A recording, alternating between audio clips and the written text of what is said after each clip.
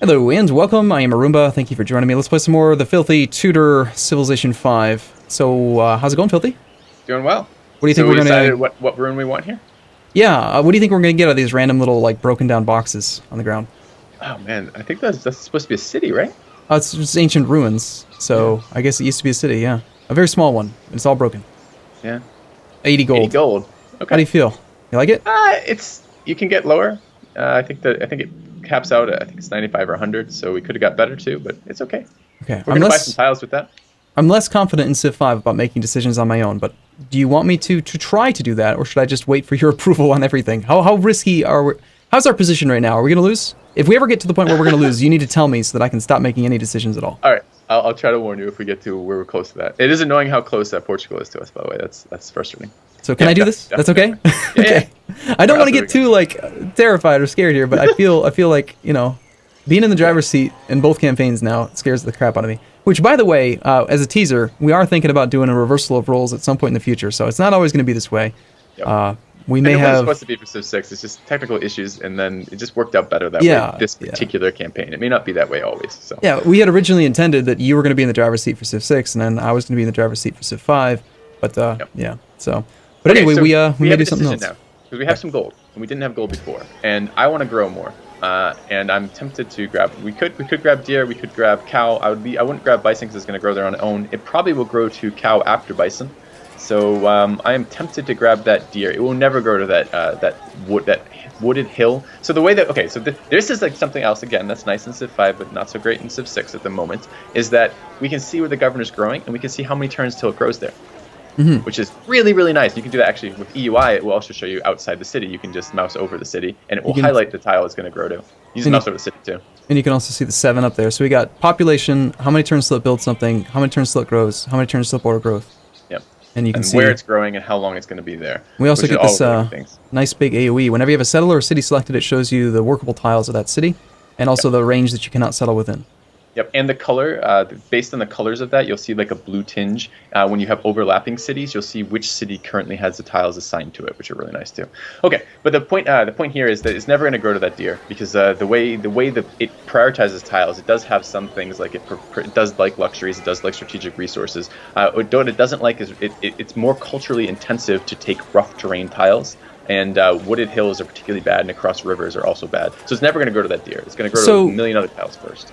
Is it a fair statement to say that, you're saying that certain tiles are more culturally intensive? I noticed that this is 2 tiles away from our city center and it's 50. This is 2 tiles away and it's 65. Is the gold difference going to be the equivalent culture difference?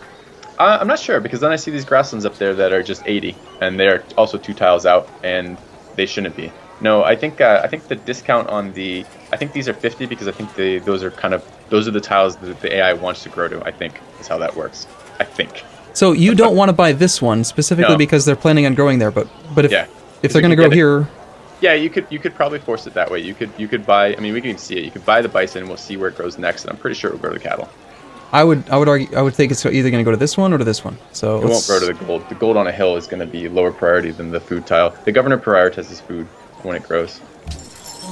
Yeah. Okay, so the price just went up. Why? Yep. Every time you buy a tile, then the associated cost goes up. Well, go ahead and work the bison. That's BS. I think it does that in Civ 6 too, I think. I would be tempted to just work raw food here. Yeah. 10 min-max if you want to look at timings. If you're really trying to get that monument out, you could look at the total number of total amount of turns, but I wouldn't bother. We just want to grow in the early game. Ideally, we want to hit pop 3 or 4, maybe 4 or 5, and then spit out some settlers. The closer they are to us, the sooner we want to do it. So they're quite close here. So I really want to get that out. By the way, sell embassies to everybody we haven't already. I did as they met us. And actually, let's talk about this a little bit. So what does all this stuff mean? What's this little like greater than, less than? What's the 97 is what score? We care about any of the score numbers? Score. We don't care about score numbers, and I don't even know that I have it enabled in my version of EUI. I don't know what the plus minus those are because again I don't play with AI very often. So can I turn the score off? Because if you don't use it, I don't want it. How do you turn it off? Let's take a look. Score? Single player score list? No, we don't want that. Maybe it is on. I just don't notice it. Could be. Leave it like this. This is fine. Okay. What do the greater than, less than symbols mean? Don't know. You're supposed to have all the answers. Okay. What is this? Green accept embassy, red accept embassy, open borders greater than. little flower declaration of These are the friendship. types of things that we could have with them. They'll be highlighted green when we have them. So they see how there's 2 accept embassies. We have accepted the embassy. That's why that is green. Like we're paying them to have done that, right? Yes. And so does it always show theirs first and then ours? Yeah, it looks like it's going to do that here. And okay, these are relationships that we could have, but does that necessarily say that they're willing to do them? No, I don't think it. No, it absolutely does not tell us anything about their willingness to do that. Okay. When it will actually nicely show us some things when they want to do, but when they want to buy horses or iron from us, it will show us. Okay. If we were playing strict vanilla, like pure vanilla Civ 5 right now, with all the extensions, all the mods, whatever, or sorry, not mods, all the DLCs and expansions, would we be able to see this right now? Which is, by the way, the same exact thing as what we see when we hover up here. I don't think so, but I'm not actually entirely sure about that. I'm not sure how much extra information we get off EUI off this or not. Okay, I mean, I do love, like I mentioned, I love the EUI. You can see here they've got 33 gold in their bank. They're making 3 per turn. They have 6 iron. They have 4 horses, 5 pop, 2 cities, 6 technologies. And also I noticed if you hover over the gold, it shows resources available of all the different AI. So 33 plus 3, 19 plus 0. So it kind of like lets you like plan ahead for who you might be able to do deals with. But how important is that to beat the DDI? You're probably going to tell me it's not important at all. No, information's always good. The more information you have, the more informed decisions you can make. I don't think you can do it without it, surely, but it's better to know. Okay, so here's a good question. I think it's a turn, right? And we're playing against DDI. What is the first thing you like to do on turns? Is it unit movement, buildings, tile locking? Like, what do you default to as your I need to take process this turn? My scouting actions almost always. Okay, so we'll go to the spearmen, and we wanted to loop this way then? I want to go a little bit further west, like northwest probably. Like to that, I'm thinking that hill. Yeah. Nice call. So that's going to take 2 turns to get there, but... Yep. And we can get beaten too by AI, which is always annoying, but it's good to know. Yeah, we want to... So this last scout, so we found a lot of AI around us, which is annoying. This last scout wants to figure out where some borders are, because if we're gonna have to expand towards the AI somewhere, because the AI is all around us, and we need to do those. We need to plan those cities quite carefully, because those are the ones that are going to cause the most diplomatic issues here. Yeah, I am tempted to get a little bit of sight that way. Nice. I like the one movement at a time. I'm very pleased with that. Good. And so that confluence there of all the rivers coming together, that's going to be good land to settle. Okay. Real good land to settle. You get a lot of food out of rivers early, which is what you want to grow cities. This is the ranking of the AI. I think if we actually get more score, we're going to move up on the list. Is there any way to see turn order? Who goes next? It's based on... Can you see victory condition from here? Victory conditions. It's the little cup, I think. Yeah, I'm pretty sure the turn order is this. This in order? Okay. Yeah, we're last, though. Does that ever apply? Does that ever matter? I'm going to ask questions even if they don't. If they're not important. It will matter if the AI can same turn each other on wonders. I suppose it would matter. In that sense, it would go through that list. It might matter for combat actions if we have an allied AI, I suppose, and we're fighting against another AI. Then maybe it would matter. But most of the time, it's not going to matter. Okay, and you said we're last. Are we always last as the player? I don't even know if it is that we're last. It may just be that if you think about if they have a wonder down to down to 1 turn in their capital, and then we hit end turn on our turn, they're gonna get it. If that makes sense, that's the way to think about that. So they just always win, and that's not related to Deity. That's just Civ 5. Yeah, it's not that they always win. It's that but if we can see it on our turn that it has 1 turn left in their turn, on their capital, they're gonna have their turn in between us having our next turn. Right, sure. Okay, so this way? You're good with this guy going this way then, or do we want to... Yeah, so you have a couple options here. I kind of wouldn't mind seeing... I might go east with this scout. I've at this point given up to this scout getting any more runes, which is unfortunate. But what I want to see, this is his expand, or her expand, Porto, right? So it's not Lisbon the cap. And I want to see now where Darius is. So I would go 1 tile east with this scout, or southeast. Yeah, we could steal those. The thing is your scout may not even get out of there. I just want to try it to see what pops up. So you're saying there's a warmonger penalty? Yes. And it doesn't say it here, though? No. You're not going to get that nice value that you get in Civ 6 of 50% modifier or whatever the hell it is. You're just going to get... They're just going to hate you for some period of time. They or every AI? Depends on how they each feel about warmongering. That is one of the variables in the Civs. Okay. All right. So probably Monument then, since we went double scout. Okay. Yep. Okay. And I want to be clear about this because I'm feeling a little like you're asking great questions, and these are questions that I don't care about. Not that I don't care about your asking them, but like stay. Yeah, we can meet him right there, which is fine. First to meet him, so it's different. We don't get, we don't actually get. Okay, city states are completely different in Civ 5. There's no envoys system, right? We've got this like opinion slider, and first to meet them doubles the gold gain. So instead of getting 15 gold, we got 30 because we were the first one. Yep. Okay. Mod removed. Meeting a religious city state also used to give you faith in Civ 5. That's been removed in the mod for balance issues. But I just quickly to hit on this. I don't do a whole lot with Civ 5 AI because I don't play Civ 5 AI very often. I initially was totally so against it, I was never going to do it. But my chat kind of wore me down. They're like, play some Deity games for us. Play some Deity games for us. So eventually I went and played some Deity games instead of just the multiplayer stuff. So a lot of the times with the diplomatic actions, I just don't think in those terms. So like in Civ 6, even when we were doing that together, like you're pointing out, oh, look on the screen, you can see all this stuff about the diplomatic stuff. I'm like, yeah, that's really cool. I never even thought to look for it because it just like doesn't really register as how I treat the AI as a player here. And I ought to take more advantage of that. But you may ask questions I don't know the answer to for this. So. Okay, and you do interact with city states though. Yes. Right, because they're in multiplayer. So here's my understanding. You can correct me if I'm wrong. Opinion, if we get above 30 influence, they are a friend. And if we get above 60, they are an ally. And it ticks down at a certain rate depending on modifiers and stuff. Usually one per turn. Ally is competitive. So it's actually only the top player. It's above 60 and highest influence for ally. But friend is anything less than that. So if we had 60 influence with this and Darius had 61, we'd only get friend status. Gotcha. Okay, so how do you feel about meeting a culture state? They're the cultured city-states are the best city-state to meet. And best city-state to get an ally with. We don't really care about meeting them one way or the other. We'll just give him the spearman. Sound good? I prefer not to use our spearman up for this. Okay. How about pledge to protect? That's good in multiplayer. It's terrible in single player. The problem is it's not that there isn't situationally good. What it will do, it will increase your base resting influence by 5. Mm-hmm. So we won't go below 5, but we have that. But other, especially in Deity, where the other AI has tons of army, they can come force us to make decisions we don't want to make, either by losing influence with the city-state or pissing off AI, basically, when they come and tribute that. So I don't pledge in Deity at all, pretty much, unless there's a very specific instance where I want to do that, because I can run into decisions that are decisions I don't want to have to make if I do pledge. Do you do this? Do you... Tributing? You're never going to be able to in Deity because your army score is never going to be big enough to do it. Until the very, very late game. In multiplayer, this is a very effective way of getting early gold and early workers. If you can get tribute trains off, like build a couple military, march your military around, tribute a bunch of city-states, it does really, really cool things. But your army, it's based in part on your global army score. And if you hit F9, which is demos. Demographics, okay. We're going to be in CUSR soldier score. Soldiers. Mm-hmm. We have the worst. Yeah, it gives us our rank, which is probably the number that's going to be most useful most of the time. It's just the rank. Although the actual numbers are useful too. The worst. Yeah, we're going to probably be the worst for most of the game. Because Great. just the way, and you really need to be first or sometimes second in army, or just have a ton of localized army to tribute. Oh, first in gold. That's nice. Yeah. So hey, I mean, all the Swedish viewers here are going to be really upset to see, hey, come on, Swedish military is not the worst. Come on, but hey, you got lots of money, so go to the movies. Or something.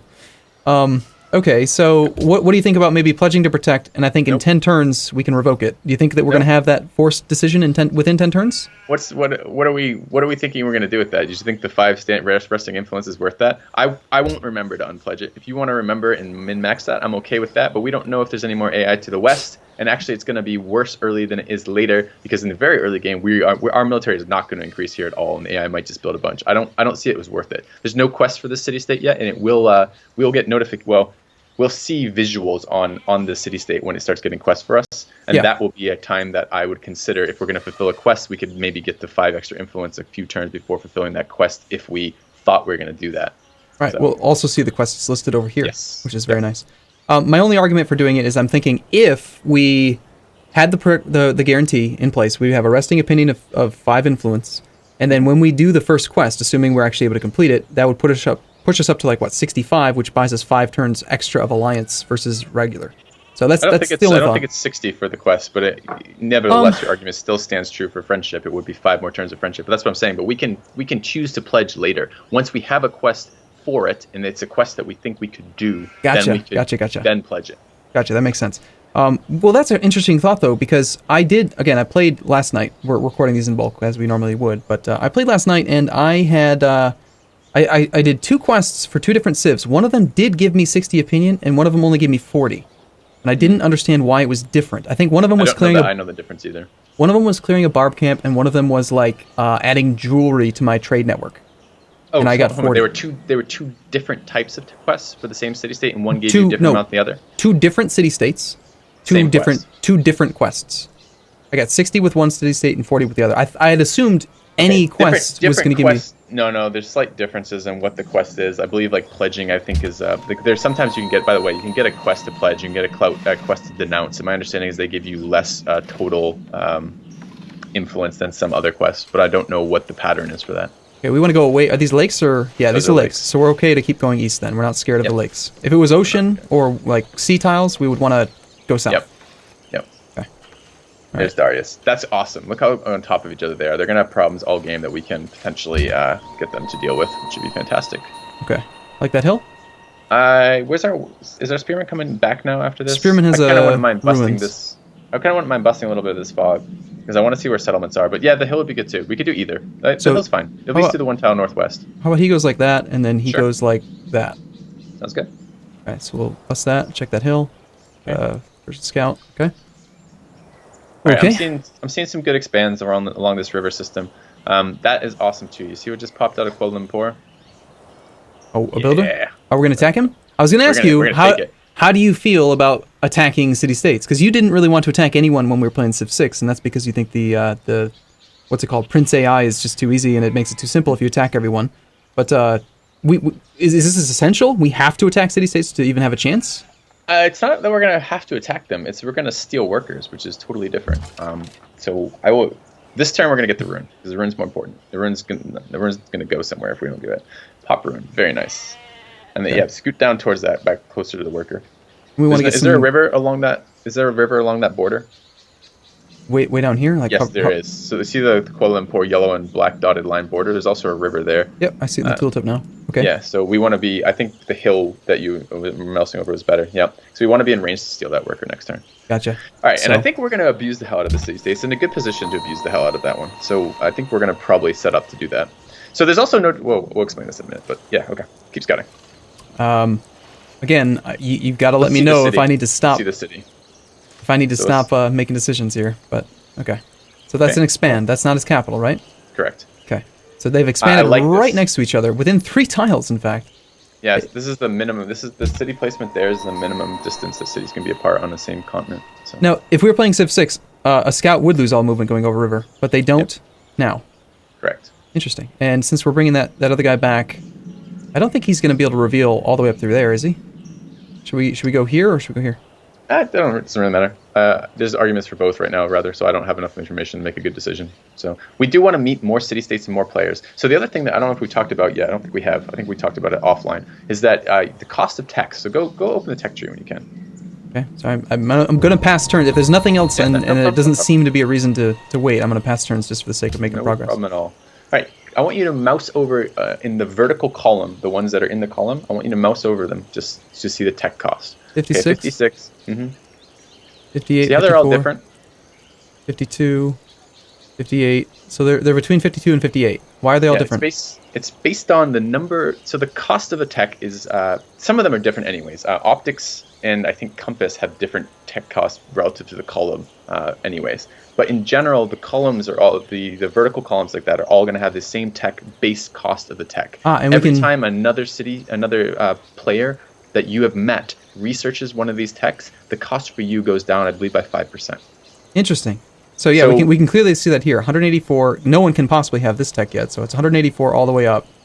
Yes. And then you said you think optics just is a little bit cheaper by default, but it's probably the same thing. The same with Compass is 111. slightly cheaper by default. Okay. So it'd be really cool if you could actually see that in the tooltip. Hey, EUI guy, fix it. Yeah, right. Right. So you would use that then to help facilitate or decide which way to go, or In you're just multiplayer, saying it we allows want to you meet more people? It allows you to have better timing for wonders. In single player, I want to meet more people because I want these cost reductions. And sometimes if I have a tech that doesn't really matter which one I go for, I'll choose the cheaper one just because it is cheaper. Take the worker? Yeah, do this whenever. Okay, so the interface gets a little sloppy for dealing with stealing workers. By the way, you see what they're improving? See that yield? Why is that? Why do you think that is a 1 food 2 hammer yield there that they're improving? It's a flatland. It's Plains River 1-2. Do city-states have tech? Yeah, and the city-state tech is based on I believe it's average tech or first 2 player tech. Again, I can't remember which. Okay, So so basically, either what they have revealed a strategic resource there. We don't know if it's based on just the way the workers are working. I'm pretty sure that's horses, but it could be horses or iron on that, and that's why it's getting extra yield. But we now know that they have a strategic resource there, even though we don't have the tech for it, because we can see the yield. interesting. Okay. You can do things like that for uranium, for example. with So, AI. so you're saying that the declare war thing can get wonky. So I'm guessing you're going to say we want to click here, then just declare, and then march on the unit. No, with melee it's not so bad. We just but just move them one at a time. It's not going to matter too much here. Yep, that's fine. Yep. Don't piece it though. So yep, take it. We're gonna take some city shots on the way out. That's fine. But we're gonna what I call multi-stealing, which is right now if we piece the city state right now, that would be fine. AI probably not too upset with us for declaring war once on a city state this early. Not such a big deal. City states as a whole, this city state will have -60 influence with us. However, even while we're at war with them, our influence. Our negative influence decays at the same rate as it would if we were not at war with them. So eventually, if we left this war up for 60, if we left, what are we, -30 right now? Negative If 60. we left this war, or -60, okay. We left this war open for 60 turns, it would, and then hit peace, we'd still be at 0. Okay. So there's no benefit in that aspect for making peace. We can't get quests while we're at war with them, which is a downside. But what we can do now is when he produces another worker, we can steal another worker and not get a problem. The problem is if we keep declaring war on city-states, we get a global influence decrease for all city-states after the second worker steal. So we don't want to close this war yet. We want to leave this war open. I see. So we're going to leave the spearman nearby to pillage Yes. again. We're going to send the worker back on his own. Hope that he's safe. And Yeah, where did the barbs camp spawn that we've seen? well, there was only the one here. Yeah, but we just And- got notification of barb camp spawn. Oh, up there. Okay, up there, that's fine. And we have some units that we can maybe move down. We wanted to bust that fog anyways a little bit. By And the we way- don't have to do it immediately. I feel like the strategic map in Civ 5 is so much better than in Civ 6. I think it's more clear because it's like the Civ 6 strategic map has these like weird little like zigzaggy borders instead of being clean perfect hexagons. But Yeah, anyway. I don't use either very often. Yeah. But yeah, okay. Let's do the rest of the scout moves, and then we probably need to cut the part here. So Okay, shoot, I just pressed tab trying to cycle units because that makes sense, but no. Okay. Okay, looks like we found many borders, Portuguese. nice. That's got to be a city. It's not a city-state because it would be yeah, that border dash color is like that. Shone. Okay. And then this scout we want to keep going south then with, or do we want to keep going Yeah, east? I don't really care about finding their capitals, but we might actually get some runes here because if Persia settled from the north, and he settled south, we might find some stuff. So that'd be good. Forest Plains Hill, Grassland Hill River. I think we want to go to the forest. Absolutely, because it blocks sight. Okay, and there's Persia's cap, so we found their cap. Oh, they have a very nice cap. Look at that. That's bullshit. I'm jealous. Why is Anytime it- I see salt, I'm jealous. Salt Just plain is salt is really good. amazing. Oh, 3, Yeah. 2, and 1. Yeah, that is really, and that's not even improved yet, is it? That is. It is. improved. It is. Okay. Yeah. But All it's, right. it's a 2-on-1 tile otherwise. So. That's really good. Okay, well we got to put in a cut here, but we'll be back tomorrow. As always, thank you for watching. you guys soon. We shall see you next time.